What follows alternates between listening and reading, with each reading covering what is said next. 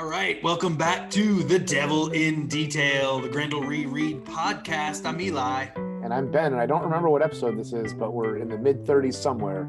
Yeah, Exciting. I think it's 34, 35. We're going to do issue 5, not episode, issue 5 of Behold the Devil, the mid-aughts Hunter Rose magnum opus. We ended up last issue with issue 4. Hunter, like a bomb goes off, and Hunter finds his drug connect Roger Venus has been killed, and in the remains of the blood he finds footprints.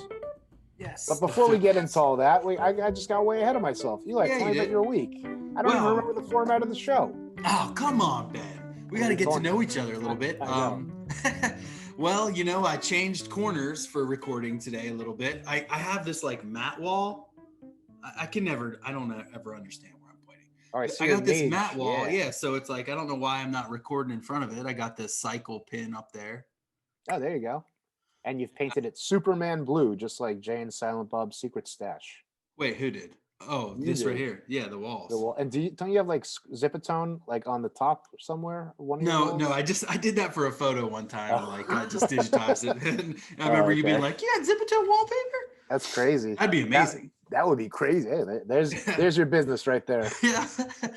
Comic book artist, do you want your walls just like those ancient comics? Yeah. I've got a product for you, Zipatone wallpaper. So you're in your new corner, but you can't move. No, or you'll ruin your can't museum. move anything. I'll shake or I'll make some sounds or anyway. But I've been working on another comic. I've been working on my Ween Zine Star Trek comic. So last night I had the terribly hard job of creating the USS New Hope and deciding what type of, what class of Federation starship was I going to make, Ween's vessel and what, generation I was going to place it. God, it was the greatest. It was such fun work. So I was doing that.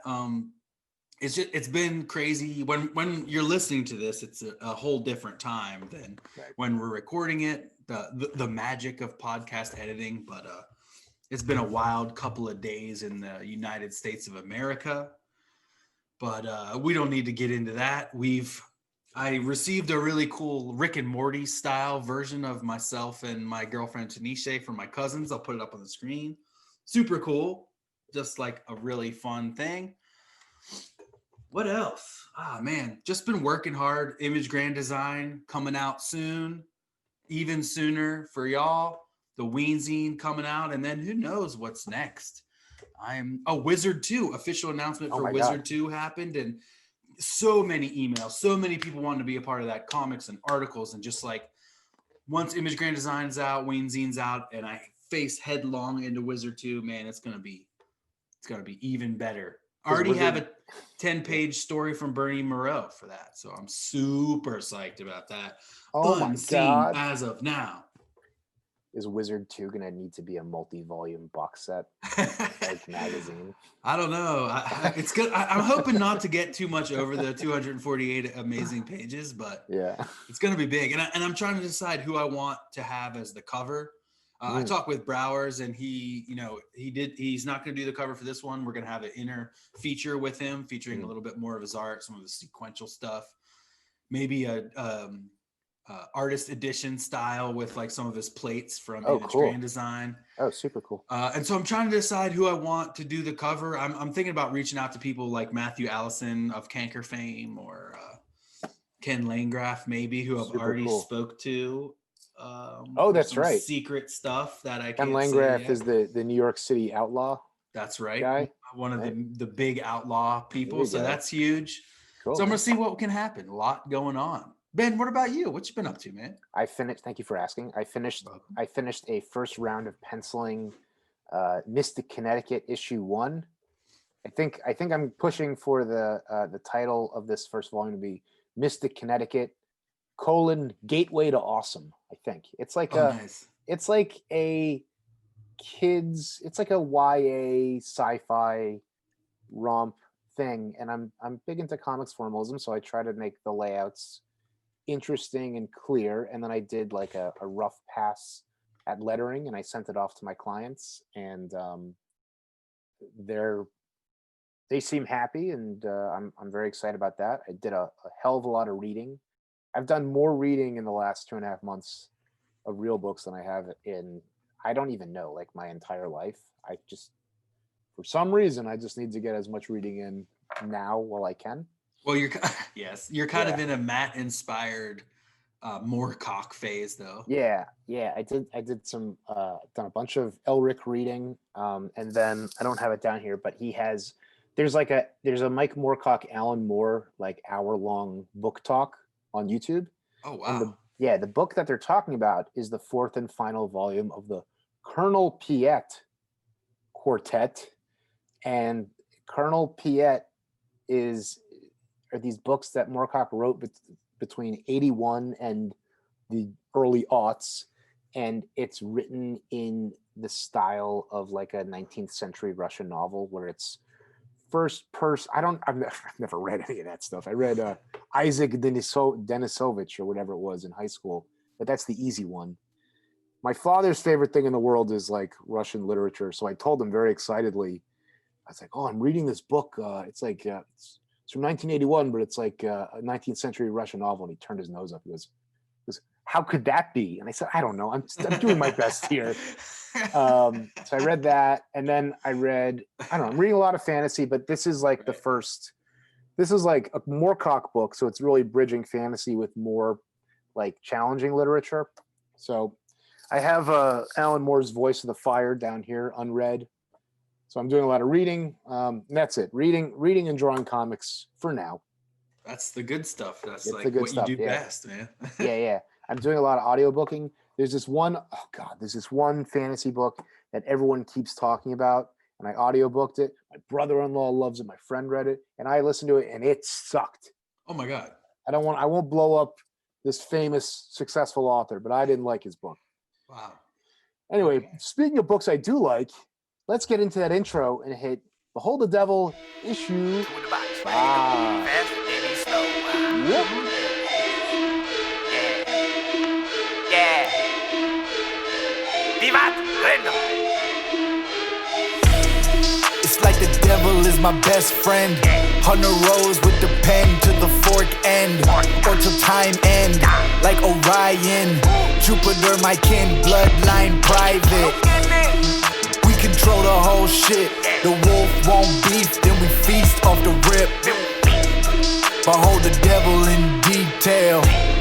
Behold the devil in detail.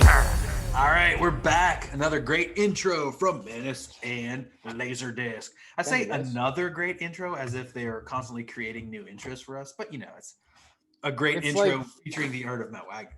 It's like new every time you hear it. Yeah. Last week there have been 2 times in this book so far where, because we're kind of reading this for the first time in a while and we're kind of reading it as we go along, there have been 2 storytelling things that we haven't picked up on. The first was the 2 white hairs, the clue, right? And that I was like, what is that? And the second is that we ended last week saying, "Oh my God, Grendel finds footprints in the blood, and it's Argent." We just assumed it was Argent. Oh, did we? We did, or I did. Oh. And I think that I could sort of imagine Matt. If we were talking about it live, if Matt was there, he'd be like, "Is it?" And it's like, well, if you want to read my book, you got to be on your toes. You got to be engaged. So these are not Argent's footprints. These are not Argent's footprints. Anyway, we've got we open up with it's very Guy Davisian, the Guy Davis, that industrial oil refinery. Yeah. Exactly. Very cool. And he's kind of like self-reflecting on this, like where he is now. Like, again, this is very much a journal entry. We know he's writing in his journal, but this is very journal centric, where he's like, for once I'm forced to confront a situation with which I have little experience. In fact, none. The unknown. So Grendel, like, everything he does, he knows, he like is into, he like, if not researched, it's his advanced intellect that like allows him to be like, I've got this situation completely under control. But the ultimate polyglot, I think it's called. One That's who, what he's called. Yeah. someone who knows anything about anything. I think he's like, there's a reveal that we'll get to where he's like speaking Korean, and the guy's like, "Oh, you Yeah. speak Korean?" Like we knew he spoke Korean. He Yeah, speaks every language. all of the languages. Yeah. He's talking here about how like the supernatural. It's very interesting because we spend a lot of time talking about like the relationship between the neon noir and the supernatural, Right. and like what is accepted as legit and what is in the realm of the unknown. And he even goes into saying, I never really thought about Argent as an occult or supernatural being, but Yeah. I guess he is. We just took it for granted. He's always been there. Yeah, that's interesting that he says that too. Is because he's just like, he is my other, he is like the other side of me. So like It's like he villain. was made for me. But Right. when Christine introduces him in Devil by the Deed, I think she says, it seemed as if the wolf was always with us. Yeah. I mean, and which he was, like he had been fighting the good fight ever since he lost his sweet wind in the leaves. Yeah. So he's stalking this refinery. Yeah. And then the next page, we start to see another great, I mean, it's a 2-page spread, but it's panels. Yeah, it's very Frank Lloyd Wright. Oh, in its arrangement in the or maybe it's the other guy who's not Rothko. Yeah, that's the guy. That's the one. Yeah. Well, I mean, that Matt he can do no Frank Lloyd wrong, if you get my drift. Not in this spread. Dang it. Yeah, man. And so this is really Hunter's first real big, interaction with the supernatural, with anything that it isn't kind of like a street-based crime, other than again Argent, which we're kind of like, which here he's like, I never even considered a creature of the occult yet. Surely he is. Yeah, that's true. This scene, of course, introduces us back to Toro, who's the voodoo priest we met in the John K. Snyder anthology tale. And I thought it was Panda Bros. Panda Bros. Excuse me. Yes, thank you. Oh, and isn't he in the Kelly Jones Argent one as well? Or no? No, that's a different wizard. That's a different wizard. Yeah, that's kind of like a crotchety old. Right. That's the Neil Gaiman. Yeah, he's like a wizard. That's the Kelly Jones Neil Gaiman wizard. Yeah. Yeah, and it's funny because this supernatural monster flavor is going to become a major part of the cycle moving forward. Absolutely. And it's almost like, when we get to War Child, when I think of that book, it's very like Monster of the Week in a way. Yeah. It was a term that I came across. I'm going to butcher it. It's a Spanish literary term, Picariesque, and it's based on the Spanish word for rogue, and it describes literature that, like adventure comic books, is episodic, where you kind of take your roguish adventurer from one task to the next as they sort of find out what their mettle is, what their worth is. Interesting. So we'll I thought it was an interesting application and counterpoint to Grendel, especially as we've been through all these anthology stories. Yeah. And another thing that I've been finding in terms of like my own tastes in reading recently is that I really enjoy stories that are structured like cutting across threads, like this one, as opposed to where you're just like, it's like you're a fly in the wall, just following the character from one thing to the next. I often describe it as like HBO structure, just because I'm not. Well, yeah, it's a more evolved storytelling too, where you got different plot threads going on that you're following each time. Each one kind of, in a way, giving clues or shining a little bit of light on the other one, kind of like inadvertently showing, which is cool. And I love that about this one too. You got your like cop drama going on one side, and then you got this like supernatural occult-y thing going on the other. Yeah, it's funny. The only thing that this one's missing is a thread about Stacy. That's true. Yeah, she's kind of Yeah. As we wrap up all this Hunter stuff, I have my pitch brewing for like, all right, these are all the unknown pieces. I have my pitch. It's for your ears only. I would never. What's Stacy up to? Yeah, I know. It's like Hunter in drama class. The play that he's frustrated. The play that he writes is like something that he ends up working with Cush. It ends up as a screenplay treatment in Anson Reynolds' hands, and then you got all of that with Anson Reynolds in the fall, and then you got to shoehorn in Stacy and the nanny. Nice. I'm done. That's great. That's my Grendel tale. Oh man. Anyways, enough about me. I'm Let's talk about this. This is look at this amazing semi-splash as he dispatches half dozen. Oh, you're talking next page. Yeah, I mean, this is very, to me, this is very Shaolin cowboy style, just like slashing and hacking, and the way he's describing them too, about how, you know, their sluggish blood doesn't so much spurt as ooze. You know, their flesh soft as stale gelatin, their bones brittle as dry corn husk. Like, I mean, these pose no threat to Grendel, and he's just, I mean, he's probably having a ball. He loves this. He says he says it's masturbatory. Oh yeah. In fact, this is almost masturbation.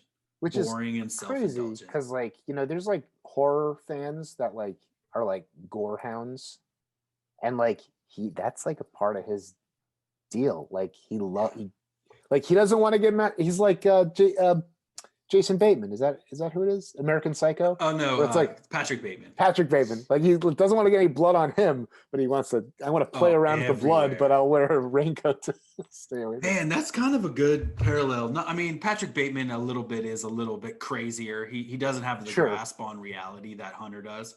Right. But does Hunter have a grasp on reality? You know, that's right. You're right.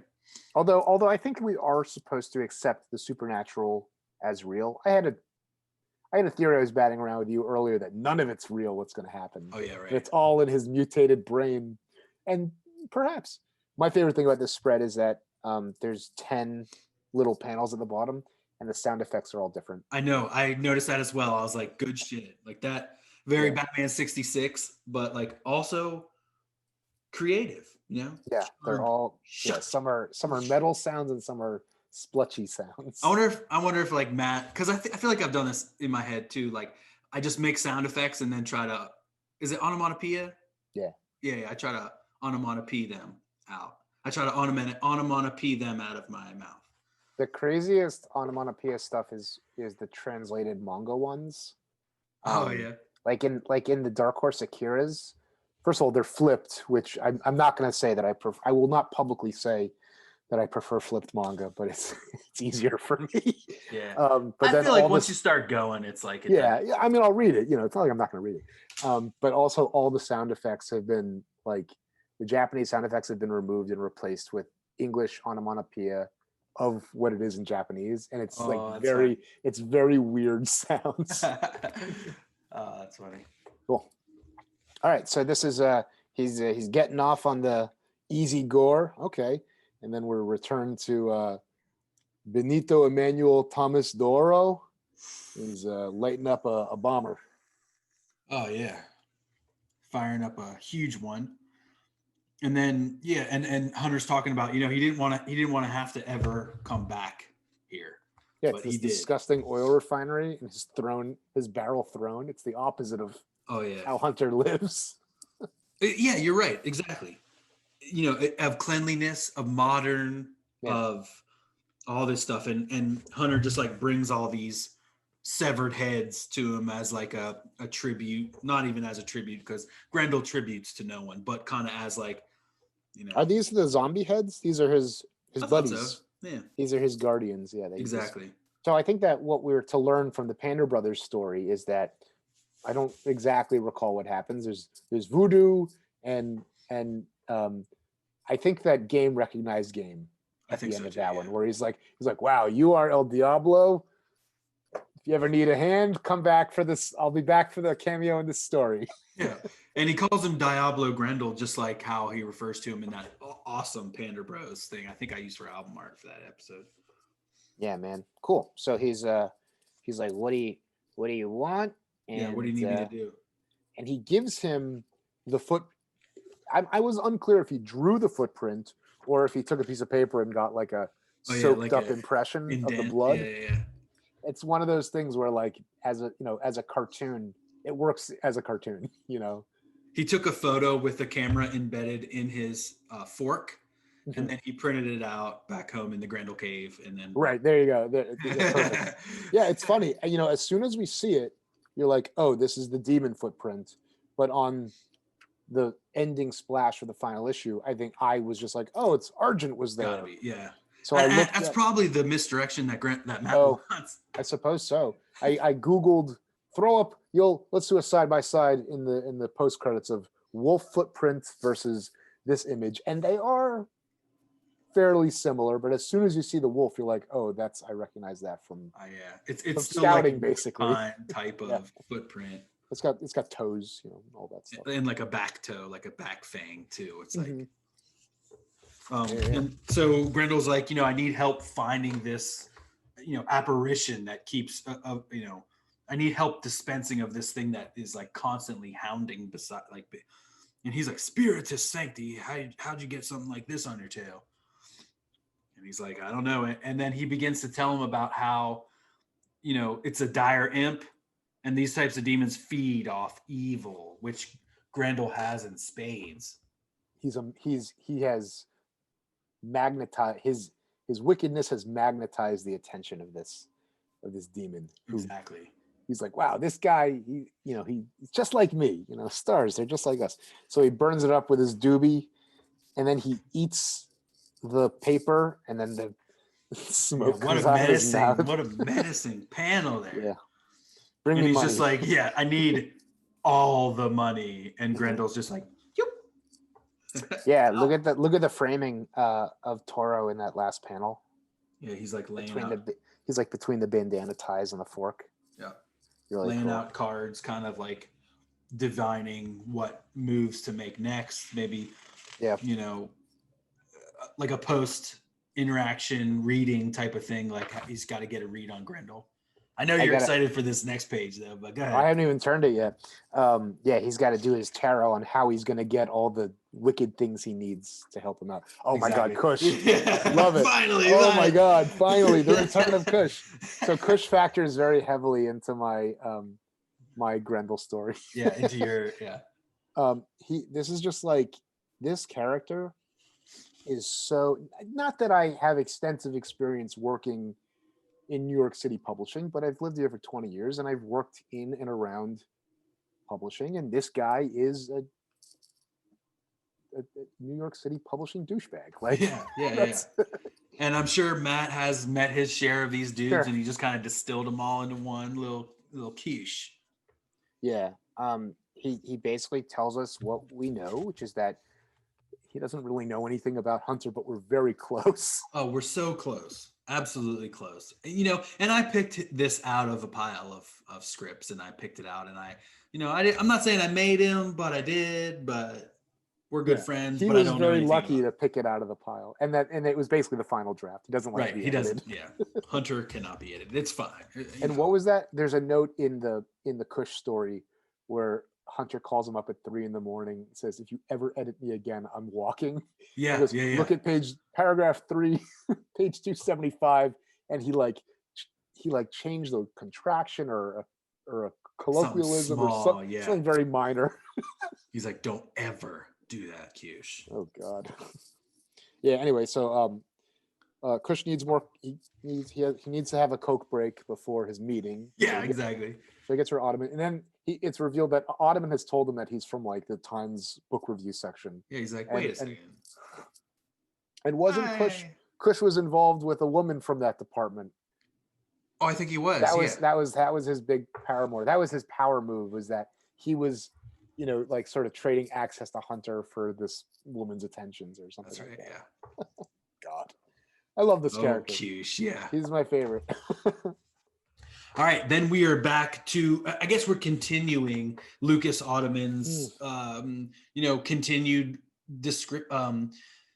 detective work into finding out more about Hunter Rose, to the point where he's stalking his apartment.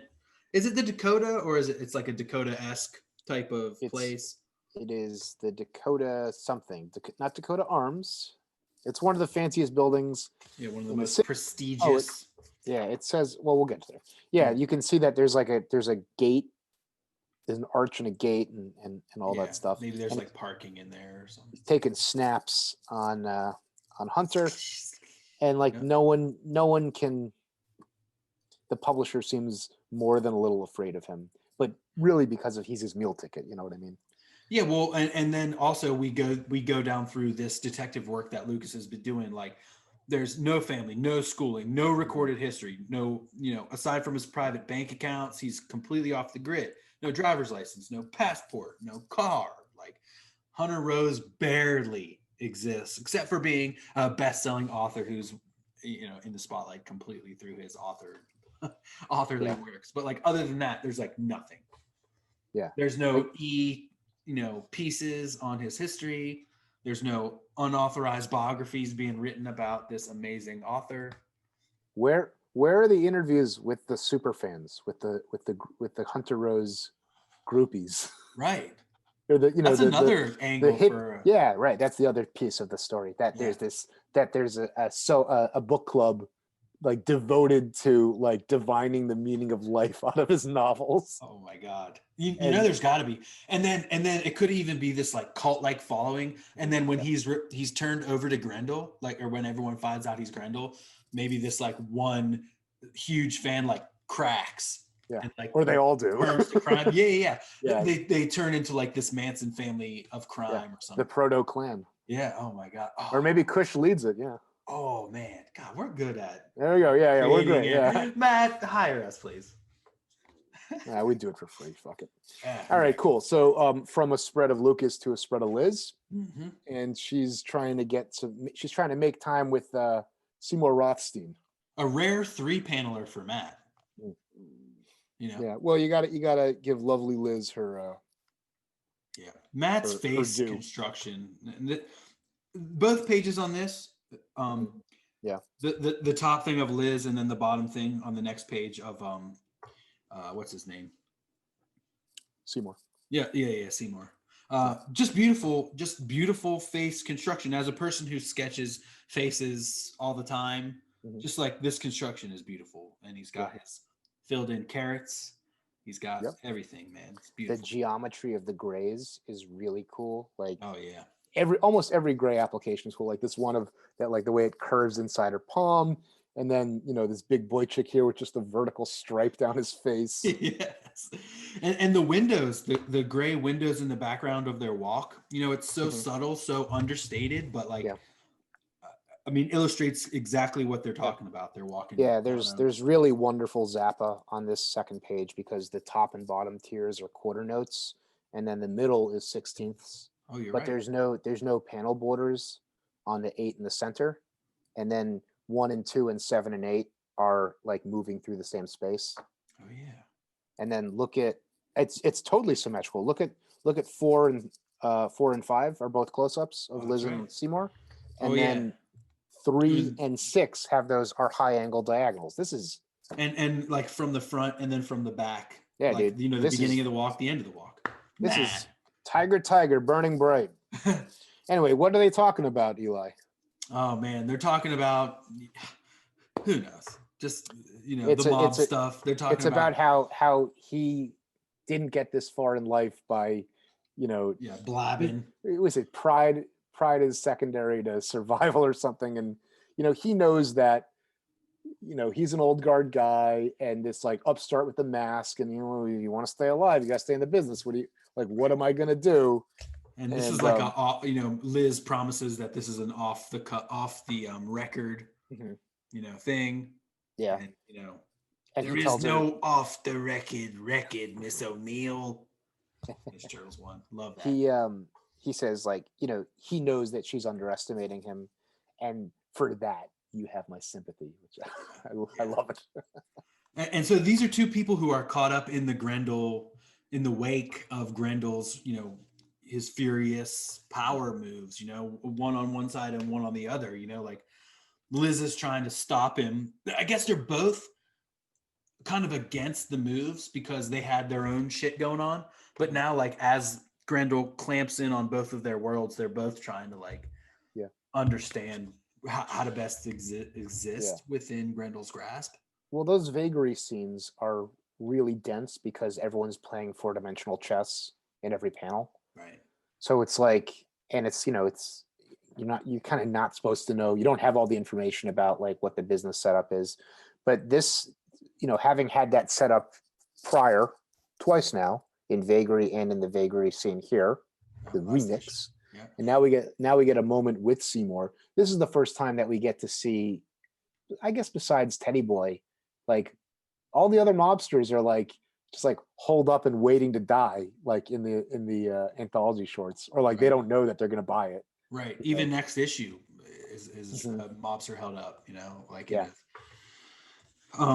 is. I really love this scene, and I love how the spreads are every spread at this point is moving us from thread to thread. And we talk a lot about a comic creation and not creating page by page, but creating spread by spread. And Matt really, really does that here in this book. Yeah, that was something that I've started doing. Me too. It's a Jim Rugg thing that I. Yeah, I was gonna give it to Jim Rugg. K-Folk. Yeah, just like that. What a good way to think about the experience. Yeah. Anyway, so we turn the page and we're back to Hunter, and he is forced to indulge an investigation into the supernatural. Yeah, he's in his office in front of the fish tanks that we love so much. He's researching myths, fables, folklore. He doesn't fully believe it, but he knows that Toro better know what he's talking about, or there will be more hell to pay. Yeah, it's almost one of those things too, where he's like, I shouldn't believe my eyes, but I've built my entire life on believing my eyes, and now I'm like at a point where like I don't understand. For the first time, like you said right in the beginning, like I'm at a point where I don't understand something, and that's new to me. Mm-hmm. Which you would think would be thrilling for Hunter, right? But it's not. He can't control it. He can't even find it until It's funny because that's his entire deal is looking for, but all those thrills are tangible. Right. And here he has to come to terms with, it's not only supernatural, but it's ethereal, and it's omniscient, and it can be over my shoulder, and I can't, do anything about it. Yeah. When I see this, the splash element of this Grendel and High Shot, God. I know it would be so cheap and awful, but like I do want to see him fighting Daredevil. I do want to see like a Frank Miller Daredevil. Also, like I'm interested. Where did he get the big ups projection? Right. Yeah. He's just that good. Yeah. He's an amazing gymnast, an aerialist, if you will.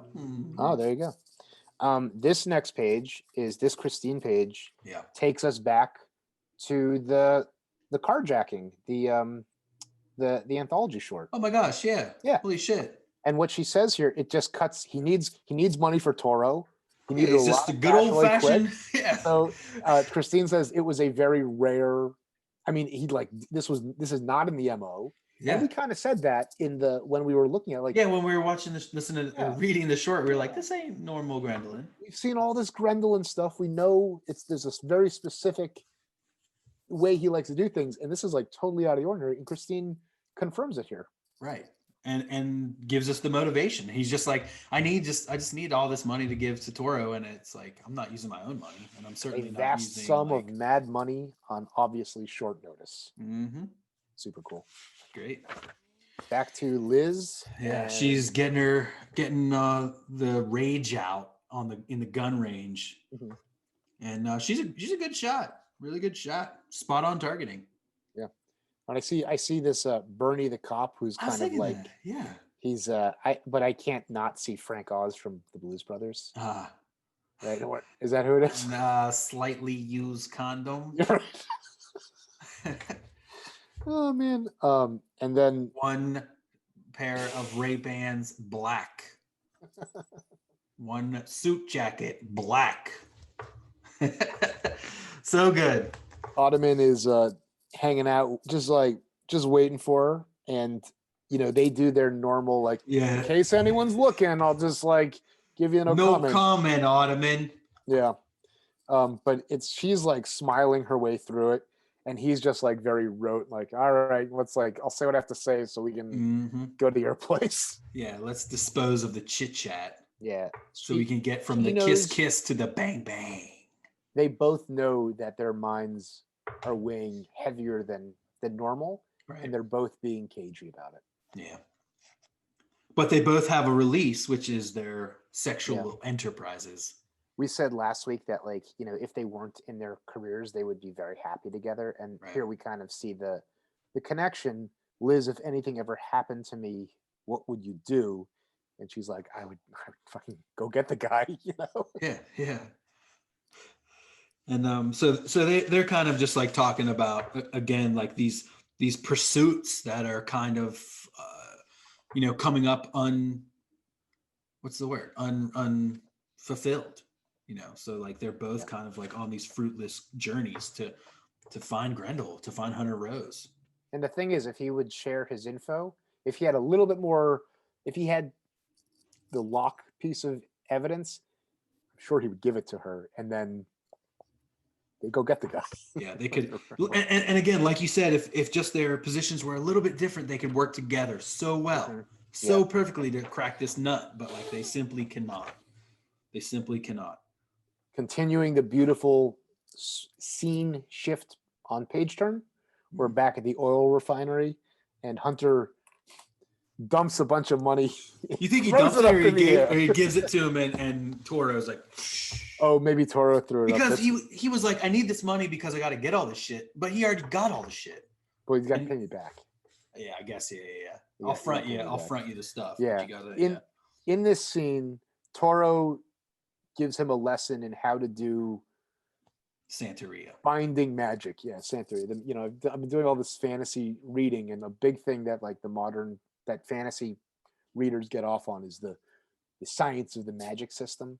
And like D&D gamers, like it's very, very specific about which components you need and how you say your words, and you put it on scrolls, and all that comes from like a literary tradition that goes back to writers like Jack Vance and Paul Anderson, where these fantasy books from like the 50s and 60s are just like about how magic works. So here, it is the way that Toro explains. He's like, oh, you're going to do this and this and this. And I'm like, man, if that were me, I'd be like, question, like, what does that word mean? And like Grendel's been doing all this occult research, so he knows. Yeah, I like that you're doing all this background research and stuff too, and that it's stuff that you got off Matt, because you're able to shed a little bit more light on some of like the influences that maybe Matt's bringing stuff in here. Some of his I might be inferring that. Matt said that in the 70s he was playing D&D, right? And he's a prodigious reader, and I could just be doing my own headcanon biography on him, so don't read too much into it. All right. But he is using all these like magical terms, and Hunter's like, yeah, I know what that means. Of course. Okay. Well, he did his research. Hunter did his research, and so he's got this like piece of an infant's thigh bone, unbaptized and exactly 7 days old. That's like used like a piece of chalk, and then he's got virgin's first blood. Tears from a murder victim, and some stuff that he doesn't even want to name. I just figured it was goat poop. Just like I immediately went to like semen of some goose jizz. Yeah. All right, great. I mean, what could be worse than the tears of a murder victim? Like it's all these horrible things. A virgin's first blood. How do you acquire that? Yeah. So you're gonna use this in this magical ritualistic way. Yeah, there's nothing that can break this mojo. Nothing that once you get this, set this in motion, nothing can break it.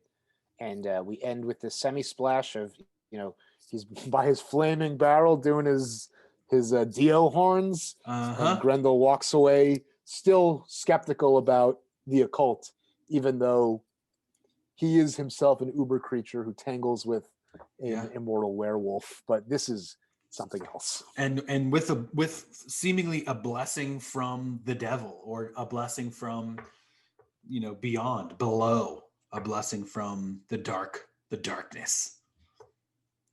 This one's really good. This story is just like the pacing is really good. I just want more. I know, and it keeps firing on all cylinders. Each issue just fires and fires and fires. I love it. We'll be back in 5 minutes our I time. mean, I love these letters columns too. Like, Oh, how are you with letters columns? Like, do you usually read them? I might. Well, I'm reading my omnibus. No, I will. I might sort of go to the responses, or if there's an editorial, or if there's something from Diana, Right. or whatever. But that's never been a big element of my like hobbyist stuff. I Yeah. think the reason is because I'm not a big. I have to buy it the week it comes out. I am for like Devil's Odyssey, or if there's there's a dozen creators who I follow now, Right. and if they're doing work, I'll buy it. But like I'm not a Wednesday. I'm not $60 a week Wednesday guy. Yeah. Yeah. Or Yeah, I'm not huge on a week, the whatever. letters columns either, really. There is a lot of Diana responses in these, Yeah. like, so I kind of want to read them, but like, again, like when I was reading this morning, I decided to read out the floppies, and I was just like, I'm too ready to get into the next issue. I'm not trying to like I'm binging. I don't need to watch. Yeah, I don't want to get out of the element. But again, so good. Another triumph by Matt. Well done. We'll be back next week for another issue of Behold the Devil, the Grendel Reread podcast. I'm Eli. I'm Ben. Vivat Grendel.